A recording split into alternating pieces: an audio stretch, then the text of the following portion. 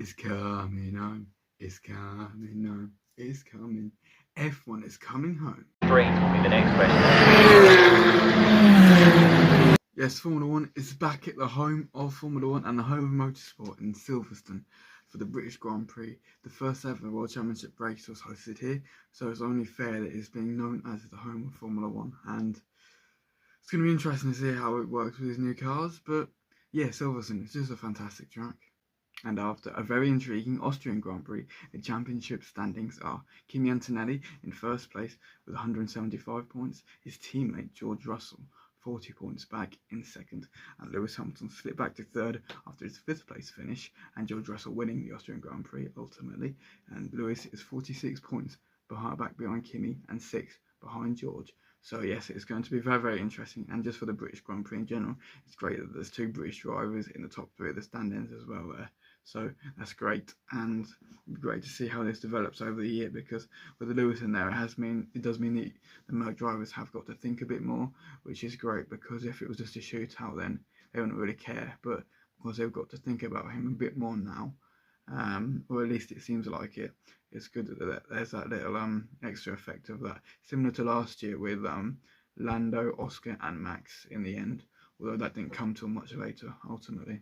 Silverstone has hosted 59 British Grand Prix over the years, and it had a one-off race, the 2020 70th anniversary Grand Prix as a double-header back in COVID times. But there has been other hosts of the British Grand Prix, most notably Donington Park and Brands Hatch.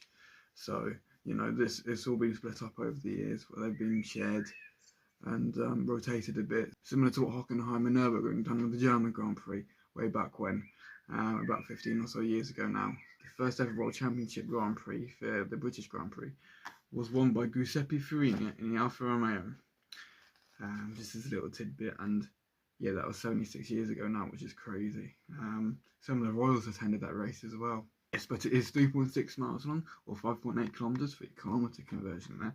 And we've got 18 turns and 52 race laps, but it is a sprint racing event. The first time it has been a sprint race event since the first ever sprint race that was created back in 2021, that legendary season. So it is going to be an 18-lap dash ever since, and it was actually Hamilton on the pole in 2021, but Verstappen got the win in the sprint race. We don't talk about anything else that happened that weekend, because I don't remember any of it. Do you? Can you remind me, please? And yes, we've had quite a varied sort of route of winners over the years, going back from 2021. 2021 was obviously Lewis Hamilton and that fantastic comeback, and that was when I was witnessing it live, and that was pure magic. I didn't appreciate it much at the time, but looking back on it now, 5 years later, that was amazing. That was purely amazing.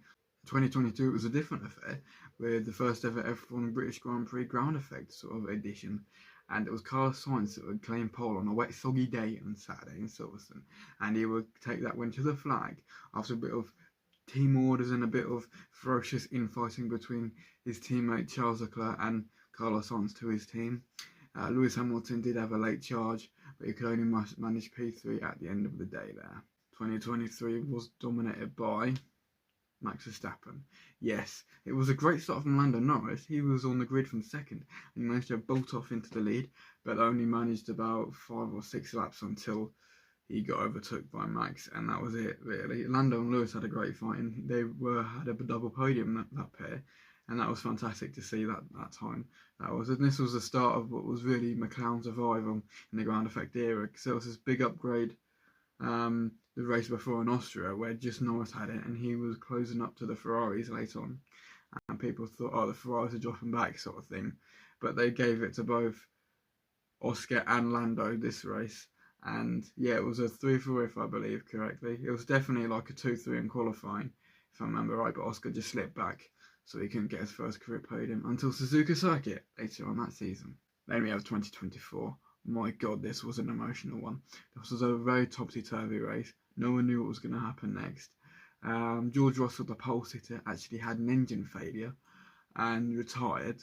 And people were thinking, oh, Norris is going to win, because McLaren went 1-2 with Norris and Piastri. They messed up their strategy, so it was the return of the king in Lewis Hamilton. He was going to win for the first time since Saudi Arabia 2021. and he was hunted down by Max Verstappen all the way down to the flag. That was purely magic, and it was great to see. I mean, that was the top two in the sport that has been for like 6-7 years now at this point, and yeah, it's always right when you see them one too, because they're the best and they've earned the right to be called the best, both of those two. And as we go to 2025, this was really weird. It was a bit like 2024, but worse, if that makes sense, because it was mixed conditions, but it wasn't really unpredictable. It was just wet to dry. But it was Judgment Day, and Oscar Piastri missed his brake judgment properly, which meant that when he was leading on a safety car restart, he basically almost brake checked Max Verstappen and everyone else behind, which meant he would have a penalty. So Lando Norris would inherit the lead, and he went on to claim victory, despite Oscar moaning. And even as a fan of the guy, I was like, Oscar, shut up. You know, you made that mistake. You've got to deal with the consequences, sort of thing. Lewis Hamilton was fighting his way through, but it was a mysterious Nico Hülkenberg in what was then a Sauber car, claiming his first career Formula 1 podium. And not only his first ever career Formula 1 podium, but his first ever career Formula 1 podium with a Lego trophy. That is a pretty bizarre fact. And yeah, it's like there was a lot of memes going around that day where they were like, Nico Hülkenberg when there's a normal trophy, I don't care about it. Nico Hülkenberg when there's a Lego trophy, I love it. You know what I mean? So it was just one of those things. But that was quite an odd race. But yeah, Lando will be hoping to get another win this weekend, although McLaren, well, he got the pace for it. But this is where weather intervenes at Silverstone, and that's why it's so great, because as it's UK, you can always rely on the weather, and you can always rely on something to happen as well.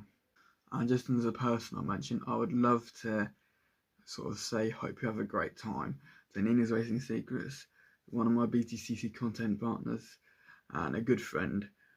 So I hope you have a great time there and enjoy. And I know we've had a bit of a turn for the better with the sun getting a little bit less harsh on us, but I hope you have a great time at the track and stay cool, stay hydrated, and you know, stay away from the sun. And as well as one of my other good friends, Lola Curley, hope you have a great time there as well, mate.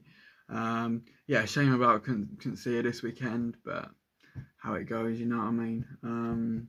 Like I was saying Friday, but just hope that everyone who goes has a great time. And you know, it's one of those things where you know, it's a real event of the year. It's like going to Wimbledon if you're into that sort of thing, or an FA Cup final in this country. It's a great thing to attend to, and it's a real privilege to attend the British Grand Prix as well, and just go to Silverstone in general. It's a great track.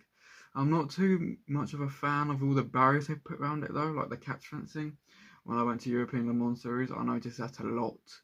I'm not too much of a fan of that, I must say. They go quite high, which I do get, but yeah, it means like if you wanted to take like an amateur photo or whatever, similar to what I do when I go to events, it's quite hard to get a shot without any catch fencing in, which can be a bit like, oh god. But yeah, Formula 1 at the British Grand Prix is definitely great, and Silverstone is even better. So Silverstone, I mean, it's in one of the top 3 tracks really, in my opinion. It's up there with Spa and Interlagos for me, and Silverstone is in that spot as well. So yes, Formula 1, the British Grand Prix. This is fantastic.